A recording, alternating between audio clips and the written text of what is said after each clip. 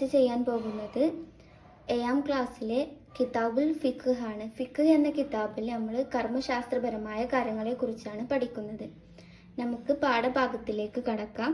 പാഠം 1 അത്വഹാറത്തു. ത്വഹാറത്ത് പറഞ്ഞാൽ ശുദ്ധി. ത്വഹാറത്ത് എന്നാൽ ഭാഷാർത്ഥപ്രകാരം മ്ലേച്ഛ വസ്തുക്കളെ തൊട്ട് വൃത്തിയാക്കലാണ്. ശരയായ അർത്ഥം അശുദ്ധി കാരണമോ നജസ് കാരണമോ വരുന്ന തടസ്സങ്ങളെ ഉയർത്തലാണ്. ത്വഹാറത്തിന് ലുഅത്തില്, അതായത് ഭാഷാർത്ഥ പ്രകാരം എന്താണ് പറയുക? മ്ലേച്ഛ വസ്തുക്കളെ തൊട്ട് വൃത്തിയാക്കലാണ്. ഇനി ശർഇൽ എന്താണ്? അശുദ്ധി കാരണമോ നജസ് കാരണമോ വരുന്ന തടസ്സങ്ങളെ ഉയർത്തലാണ്. ശുദ്ധി 2 വിധമാണ്. ശുദ്ധി എത്ര വിധമാണ് നമ്മൾ പറഞ്ഞത്? 2 വിധം. 1 ചെറുതും വലുതുമായ അശുദ്ധിയെ ശുദ്ധിയാക്കൽ. 2 നജസുകളെ ശുദ്ധിയാക്കൽ. വുളു ഇല്ലാത്ത അവസ്ഥക്ക് ചെറിയ അശുദ്ധി എന്നും കുളി നിർബന്ധമായ അവസ്ഥക്ക് വലിയ അശുദ്ധി എന്നും പറയപ്പെടും. ചെറിയ അശുദ്ധി എന്ന് പറയുന്നത് വുളു ഇല്ലാത്ത അവസ്ഥക്ക്, വലിയ അശുദ്ധി എന്ന് പറയുന്നത് കുളി നിർബന്ധമാക്കുന്ന അവസ്ഥക്കുമാണ് നമ്മൾ പറയുന്നത്. വലിയ അശുദ്ധിയുടെ കാരണങ്ങളാണ് എന്ത്? ജനാബത്ത്, ഹയവ്, നിഫാസ്, വിലാദത്ത്, ഷഹീദല്ലാത്ത മുസ്ലിമിന്റെ മരണം എന്നിവ. ജനാബത്ത് എന്നാൽ സംയോഗം കൊണ്ടോ മനിയെ പുറപ്പെടൽ കൊണ്ടോ ഉണ്ടാകുന്ന അശുദ്ധിയാണ്. ചെറിയ അശുദ്ധിയുള്ളവർക്ക് നിസ്കാരം, സുജൂദ്, കഅബ തവാഫ് ചെയ്യൽ, ജുമയുടെ ഹുതുബ ഓതൽ, മുസ്ഹഫോ പഠിക്കാൻ വേണ്ടി ഖുർആൻ എഴുതപ്പെട്ടതോ തൊടുകയോ ചുമക്കുകയോ ചെയ്യൽ എന്നിവ ഹറാമാണ്. ഈ പറയപ്പെട്ട കാര്യങ്ങളൊക്കെ ചെറിയ അശുദ്ധിയുള്ളവർക്ക് ഹറാമാണ്. വകതിരിവുള്ള കുട്ടികൾ പഠനാവശ്യത്തിന് വേണ്ടി അവ തൊടുന്നതോ ചുമക്കുന്നതോ തടയപ്പെടേണ്ടതില്ല. അതായത് വകതിരിവുള്ള കുട്ടികൾ മുസ്ഹഫ് പോലത്തത് തൊടുന്നതോ ചുമക്കുന്നതോ പഠനാവശ്യത്തിന് വേണ്ടി മുസ്ഹഫ് തൊടുന്നതോ ചുമക്കുന്നതോ തടയപ്പെടേണ്ടതില്ല. വകതിരിവില്ലാത്തവരെ തടയൽ നിർബന്ധമാണ്.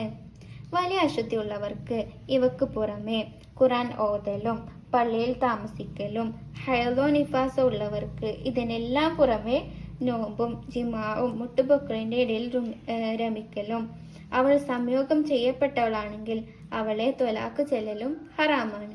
വലിയ അശുദ്ധിയുള്ളവർക്ക്, ഈ ചെറിയ അശുദ്ധിയുള്ളവർക്ക് ഹറാമായ കാര്യങ്ങൾക്ക് പുറമെ എന്തൊക്കെ ഹറാമാണ്? ഖുർആൻ ഓതലും പള്ളിയിൽ താമസിക്കലും. ഇനി ഹൈവ നിഫാസ് ഉള്ളവർക്ക് ഇതിനെല്ലാം പുറമെ എന്തൊക്കെ ഹറാമാണ്? നോമ്പും ജിമാവും മുട്ടുപൊക്കളിന്റെ ഇടയിൽ രമിക്കലും അവൾ സംയോഗം ചെയ്യപ്പെട്ടവളാണെങ്കിൽ അവളെ ത്വലാഖ് ചെല്ലലും ഹറാമാണ്. ഹൈവ നിഫാസിന്റെയോ സമയങ്ങളിലല്ലാതെ രോഗം കാരണമായി സ്ത്രീകളിൽ നിന്ന് പുറപ്പെടുന്ന രക്തത്തിന് എന്ത് പറയപ്പെടും? ഇസ്തിഹാലത്ത് എന്നാണ് പറയുക. അത് കാരണം നിസ്കാരമോ നോമ്പോ ഉപേക്ഷിക്കാവതല്ല. മേൽ പറയപ്പെട്ട ഒന്നും എന്താകുകയില്ല, ഹറാമാവുകയുമില്ല. നമ്മൾ പറഞ്ഞു വലിയ അശുദ്ധിയുള്ളവർക്ക് ഹറാമായ കാര്യങ്ങളൊക്കെ പറഞ്ഞു. ഇവയൊന്നും ഹറാമാവുകയുമില്ല. ഖുർആൻ ഓതുക, ഹദീസ് പാരായണം ചെയ്യുക, ബാങ്ക് വിളിക്കുക, ഇഖാമത്ത് കൊടുക്കുക, ഖബർ സിയാറത്ത് ചെയ്യുക, പള്ളിയിൽ പ്രവേശിക്കുക, ഉറങ്ങാൻ ഉദ്ദേശിക്കുക, സഅയ് ചെയ്യുക, അറഫയിൽ നിൽക്കുക, ജംറകളിൽ എറിയുക തുടങ്ങിയവയ്ക്കെല്ലാം എന്ത് സുന്നത്താണ്? സുന്നത്താണ്. വലിയ അശുദ്ധിയുള്ളവർ കുളിക്കും മുമ്പ് ഭക്ഷണം കഴിക്കാനോ കുടിക്കാനോ ഉറങ്ങാനോ ഉദ്ദേശിച്ചാലും സുന്നത്താണ്. കുളി സുന്നത്തുള്ള ധാരാളം കാര്യങ്ങളുണ്ട്. ഇനി നമ്മൾ പറയാൻ പോകുന്നത് എന്താണ്? കുളി സുന്നത്തുള്ള കാര്യങ്ങളാണ്. ജുമുഅ, പെരുന്നാള്, ഗ്രഹണം, ഇസ്തിസ്കാ എന്നീ നിസ്കാരങ്ങൾക്കും മയ്യിത്ത് കുളിപ്പിച്ചവർക്കും മുസ്ലിം ആവുക, ഭ്രാന്ത്, ബോധക്ഷയം എന്നിവ സുഖപ്പെടുക, മക്കയിലും മദീനയിലും പ്രവേശിക്കുക, ഹജ്ജിന്റെ അമലുകൾ ചെയ്യുക എന്നിവക്കും റമദാനിലെ എല്ലാ രാത്രികളിലും കുളിക്കൽ എന്താണ്? സുന്നത്താണ്.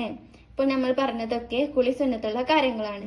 ഇസ്തിഹാലത്തുള്ളവൾ നിസ്കാര സമയം കടന്ന ശേഷം രക്തം കഴുകിക്കളഞ്ഞ് പന്നി പോലെയുള്ളവ നിറച്ചു കെട്ടി ഉളൂ ചെയ്ത് ഉടനെ നിസ്കരിക്കണം. നമ്മൾ പറഞ്ഞു ഹൈലോ നിഫാസിന്റെയോ അല്ലാത്ത സമയങ്ങളിൽ പുറപ്പെടുന്ന രക്തമാണ് എന്ത്? ഇസ്തിഹാലത്ത്.